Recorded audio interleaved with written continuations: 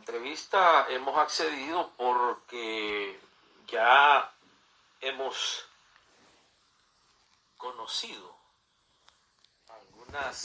algunos detalles que necesitábamos que se esclarecieran ante los ojos de la humanidad, del público, no que no estábamos claros.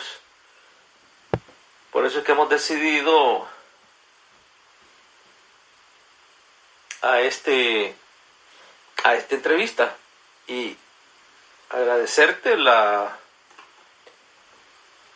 tiempo. Aquí tenemos la lista, el cuestionario, las preguntas, inquietudes que nos han hecho llegar. Y bueno, nosotros con todos los archivos que tenemos vamos a, en la medida de lo posible, vamos a tratar de resolver. Una de las principales es por qué lo denominamos como un fracaso. Tal vez explicar algunas cosas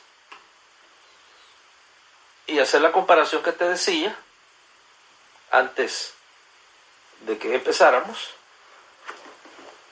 La comparación con el caso, por ejemplo, allá en Estados Unidos del asesinato de John F. Kennedy, en donde oficialmente fue un personaje desquiciado, mentalmente loco, que lo mató. Y así crecen los niños, así crecen y pasan generaciones con esa versión de la historia que es completamente falsa.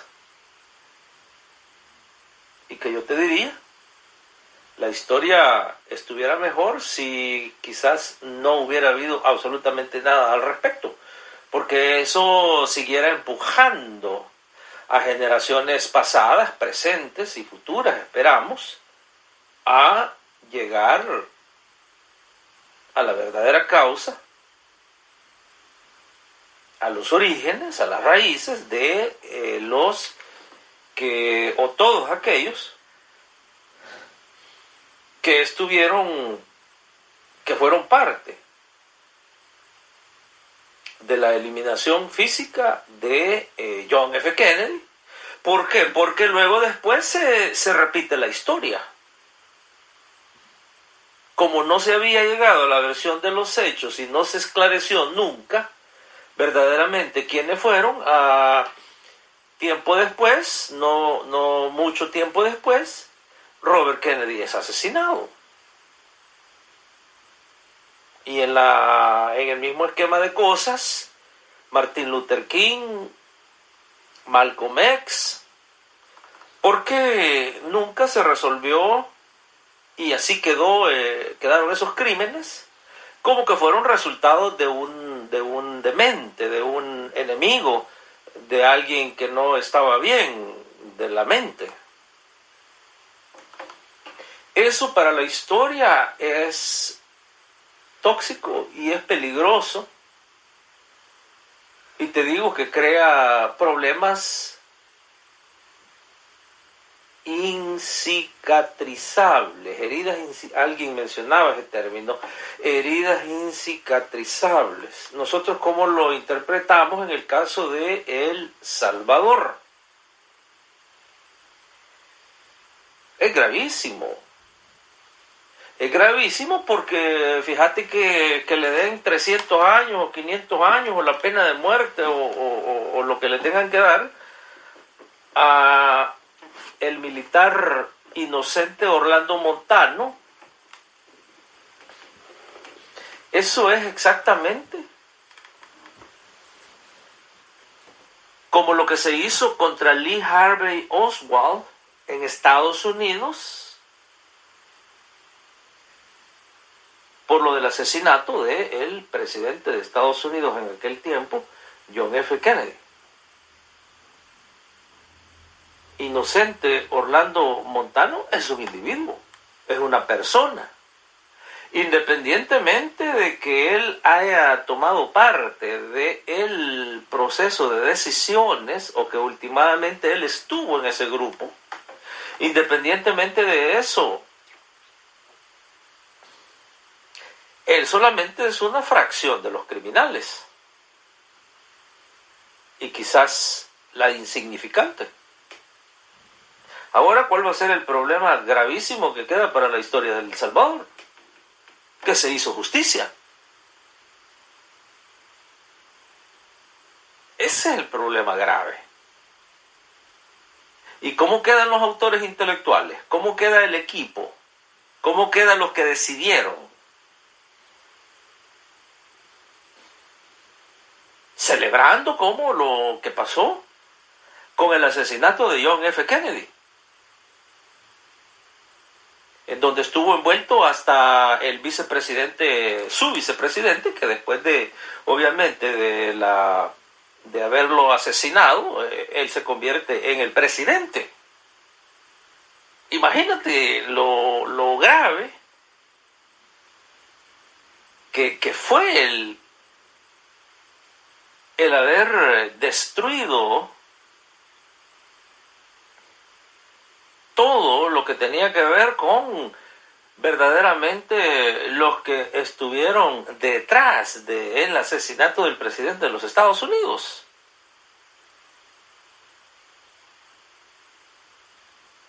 Entonces, eso es grave para la humanidad, eso es grave para los países en donde esto se da, es grave para los ciudadanos de esos territorios, porque lo que se hace es injusticia.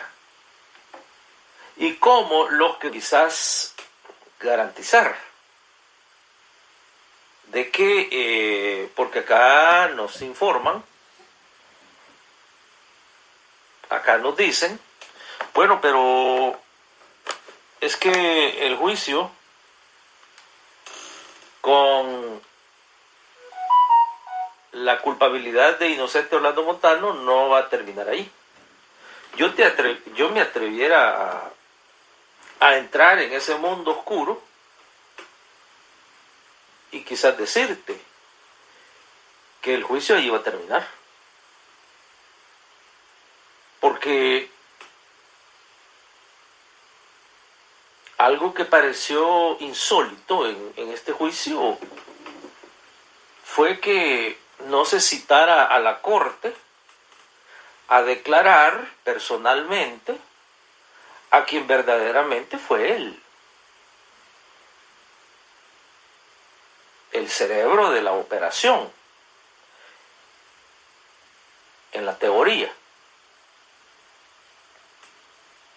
que era el comandante en jefe de las Fuerzas Armadas de El Salvador y el máximo de el alto mando, porque también esa distinción hay que hacerla, la diferencia entre el alto mando y el alto mando militar.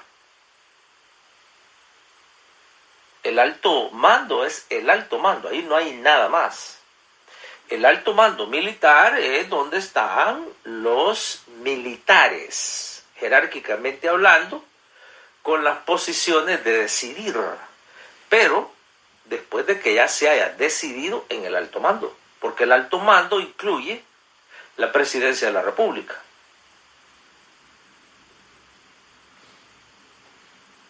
Nunca se hizo mención tampoco del vicepresidente de la República, que estuvo también envuelto directamente en el asesinato, el crimen de los jesuitas. Entonces, como te digo, esto es gravísimo, no solamente para la justicia salvadoreña, porque no sé si le diste seguimiento, pero se habló bastante de que este crimen sobrepasa las fronteras nacionales del país, El Salvador, al ser un crimen de lesa humanidad. que se convierte en un crimen internacional y que se convierte en un crimen en donde la humanidad fue dañada, en donde la humanidad es la que va a resultar, si se hace justicia total, beneficiada. Pero en este caso ha sido, déjame decirte, que ha sido bastante consistente con diferentes crímenes que se han cometido en El Salvador. Uno de ellos, obviamente, que es el más dramático, más cruel, de más terror, fue el asesinato a la figura máxima de la Iglesia Católica, como lo es el arzobispo Óscar Arnulfo Romero y Galdames, que inclusive ya todos lo saben, la misma Iglesia Católica ya lo hizo santo. Imagínate. Hoy, en julio del 2020, fíjate que ya cuánto tiempo ha pasado desde aquel marzo oscuro que todo el mundo recuerda. Te diré una cosa. Si le preguntas a los que tenían memoria, adultos, personas que tenían razón, te van a decir el momento en que asesinaron a Monseñor Romero, te van a decir qué es lo que estaban haciendo y dónde estaban. Así es ese crimen. Vámonos de regreso a lo del presidente de Estados Unidos, John F. Kennedy, que de acuerdo a las memorias históricas, también de igual manera los estadounidenses te dicen, yo te puedo describir exactamente lo que estaba haciendo cuando escuché la noticia del asesinato de John F. Kennedy. Es que es así. Las memorias de los pueblos, ¿cómo quedan? O sea, El Salvador queda noqueado judicialmente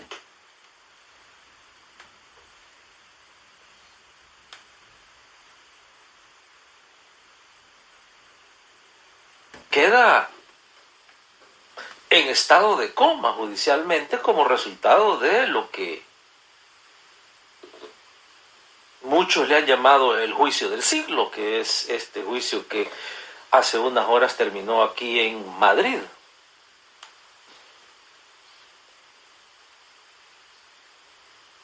Llega un momento en que se menciona un estado terrorista.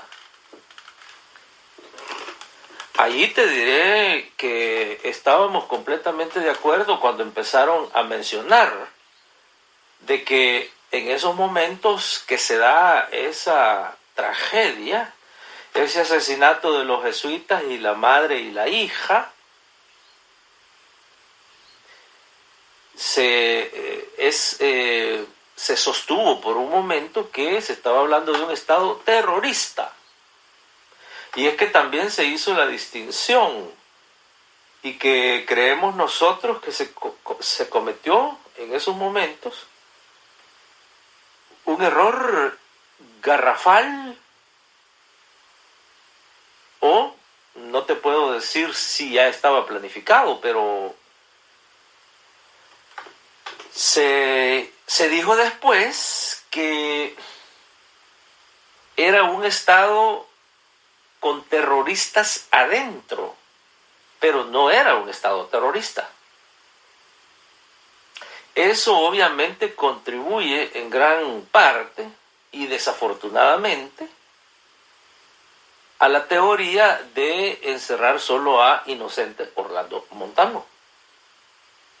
Cuando todos lo sabemos y el mismo pueblo de a pie te puede garantizar que no solamente en ese tiempo, sino que quizás en toda la década y aún antes, lo que el país ha tenido siempre ha sido un estado terrorista. ¿Por qué? Porque el terror